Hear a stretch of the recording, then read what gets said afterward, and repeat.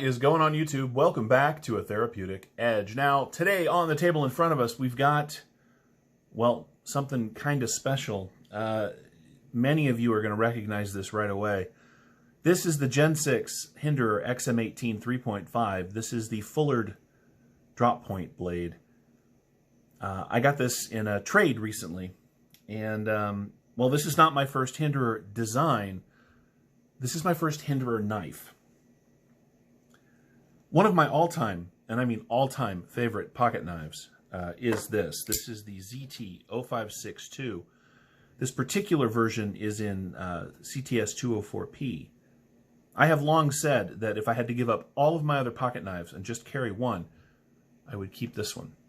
I'm not sure that's true anymore, but let's talk about that. We'll come back to this in a minute. This is one hell of a pocket knife. Let's get the elephant out of the room. These are $425 new. That is a lot of money. I recognize that. But value's a funny thing.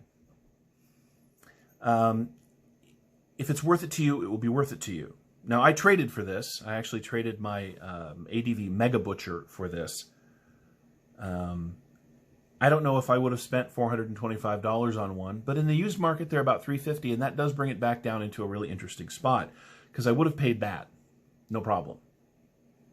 If I was only going to have one pocket knife, and I needed that knife reliably, I might spend the $425. It's very, very good. Let's do some dimensions, just for fun. First and foremost, let's get a look at blade thickness here. We are at 4.13 millimeters of stock thickness of M390, which is really very nice. The handle, we don't need that, we need inches, comes in at 5.48, so just a little over a ½ inch through the handle, which is really, really very nice. I don't know if you guys can see that. There we go. This is a very comfortable in-hand knife. I really have enjoyed having this thing in the time that I've had it. But again, I love this knife. I always have. I think this Hinderer design is absolutely spectacular. So for a long time, people said that ZT made a better Hinderer than Hinderer. And I never knew what that meant, because I'd never had one of these before. I think what they were talking about is that ZT was doing a steel lock bar insert and running on bearings long before Hinderer did. But here we are at the Gen 6. This is the Tri-Way. It comes with phosphor bronze, and it comes with plastic washers, as well as ceramic ball bearings, which is what it's running on now. And at that place, it also has a steel lock bar insert. At that place, these knives are super competitive. I've had enough knives now, and enough high-end knives, that I've come to a place where I'm beginning to understand where some of the additional funds come from in some of these knives. This knife is, well, I love the slicer grind blade. This is and will remain one of my all-time favorite pocket knives.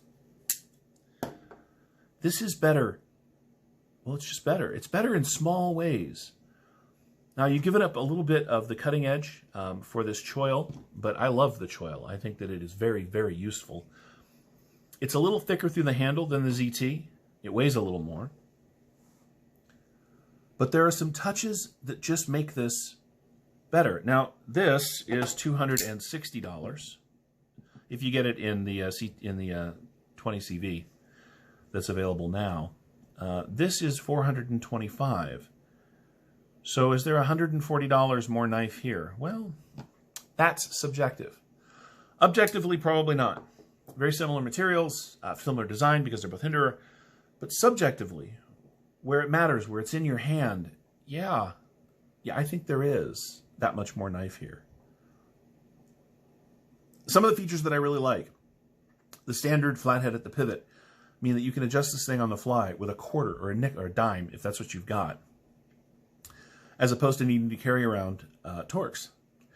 It has a pocket clip that is interchangeable. Tip up or tip down, tip down or tip up. And that uses a standard Phillips, which again means you can swap this clip around during the day with tools you're more likely to have on you than Torx. I think it's a really nice feature. The tri-way pivot means that if you know you're going to be out in the mud and the muck and the gunk, you can swap in the phosphor bronze washers and not have to worry about getting a bunch of crap built up in the bearings. Now, I'm not sure that's something you're going to want to do in the field, but you can do it based on need, and that makes this knife a little more versatile, a little more survivable than this one. This is just bearings. Have I ever had trouble with bearings? No, but I know that people that do things where the weather's really shitty or there's a lot of grit or a lot of sand, bearings are not your choice. With a tri-way pivot, you can make the choice, and that is a really, really excellent feature. It is very comfortable in my hand. It is very comfortable up here on the choil. I have used this thing since I got it for everything that I use my knives for. Everything from some basic food prep up through rope and boxes. I've cut down a ton of holidays, the Christmas time of 2019. I have cut down a ton of cardboard with this, and it is really, really good. The action is superb. And one of the things that I enjoy about this much more than I enjoy about its less expensive cousin here are the multiple forms of deployment. Because this is the Fullard drop point, you can flick it. Now, the thumb studs, which aren't studs, they are in fact blade stops, but on the XM18, oh, wow, that was embarrassing. They work as thumb studs when you're not trying to show off for the camera. Of course, then there's the flipper, which works every single time. So multiple forms of deployment, multiple available options when it comes to what you want to have at the pivot. Good heavy-duty hardware, really good. I mean, the fit and finish on this thing was perfect when I got it. There is a little bit of wear on the clip now because of the ano. You may have noticed this knife is bronze. I don't like bronze knives. I never have. I like flat titanium, gray, like this. But this is really good ano. It leans almost into the purple a little bit, particularly when there's finger oils on it, which means that it offers a lot of color and a lot of sort of shifting pattern, which I think is really pretty. It came very, very sharp. And I love this thing just the way it is. I am going to put an MXG deep carry clip on here. I'm going to go black so that it matches the G10 on this side. Let's talk about the G10. It's milled out beautifully. You can access the lock bar super easily. It is comfortable, but offers a good amount of grip. It's got jimping all across the back of the knife through here and then up onto the blade, but not too far. I mean, this is just where you'd want your thumb, as you can see. This is a superior pocket knife. Now look, again, I've had Medfords, I've had Striders, I've had a lot of those knives in one form or another, and they tend to come and go. And I was fairly sure that this was going to be a catch and release. Because I love this one so much, I didn't think I had any reason to own one of these. But now that I've got one, and while I am never going to get rid of this thing is going to stick around, even in all of its bronze glory, because I think it is a really excellent pocket knife.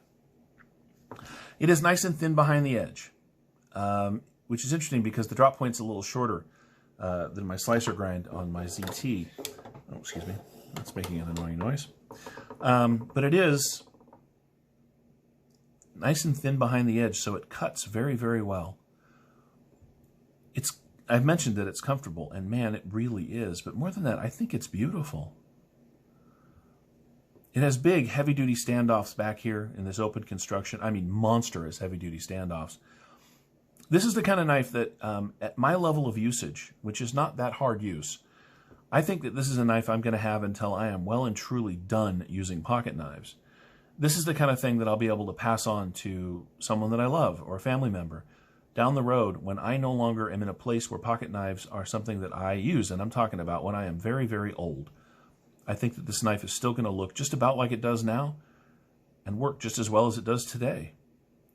Now, mind you, some of you really beat the crap out of your knives, not your mats, your knives. I don't know how, it would hold up over all that. There are some really great videos on YouTube about people that have really put these things through their paces. You probably could beat it up enough that it wouldn't survive. But for me, an average knife user who's not out, on an industrial work site cutting heavy materials with this thing on a regular basis, I feel like this knife is going to last forever. And that is one of the things that you get for your $425. You get a knife that feels like it is going to last forever. Should I wear out the bearings and don't have the ability to replace them, I can always switch over to the phosphor bronze washers. That is a really nice feature. This is a great knife. It is a great knife. I'm very, very glad I've got it in the collection. I'm very excited to have an opportunity to have one. When I first got it, I posted a picture on Instagram, and Rick Hinderer himself actually popped up and kind of said hi, and I thought that was very cool, because I've shared a lot of ZTs, and no one from ZT has ever popped up just to say hello. It's true. Is it worth $425? Well, that's up to you. If you have that kind of money and you want to buy a knife that you're going to have for as long as you need it and probably pass on to someone else when you don't need it anymore, then yeah, it's worth $425. If you don't have that kind of money, don't lose hope. Because at $260, you can get one of these and have just almost as much knife. Not quite, but almost as much knife for considerably less money. Will also last you for quite a while. I don't think you can go wrong with either one of these. So would I recommend the Hinderer over the ZT? Well, that would depend on who was asking. If I knew somebody and they didn't have the budget or the capacity to get one of these easily, if this was going to be a huge hit, then no, get one of these. And if you couldn't afford one of these, get the 0566, which is $150 or so, $100. I mean, these things they go on sale for super budget. This is S35. It is steel instead of titanium.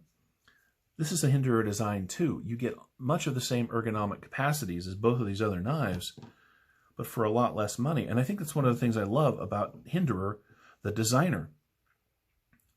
He has his own stuff that's very good, but very expensive. But working through ZT means that you have access to his really good, useful, comfortable design aesthetic at many other budget points. They even make Kershaws out of Hinderers, the Cryo being one of them. And I think that's my favorite thing about the Hinderer design, is that he's willing to share his knives with the rest of us in a way that meets us wherever we are budget-wise. He wants his art out there. Now, having said all that, this is better than the others. It just is. Objectively and subjectively. Objectively, the materials are all a little nicer. The feel is a little better. It is exactly what it's supposed to be. This is a rare bird. This is an exceptionally expensive knife that actually feels like it's supposed to be an expensive knife to me. Not mid-tech, not partial custom, not custom. This is a working knife that feels like it's worth the money. As long as it's worth the money to you. We're actually going to end there. I don't have that much else to say about it yet. We'll come back in a year or 6 months. My feeling is that this is the knife, the ZT, is the knife that I would never get rid of. It is just about the perfect pocket knife for me.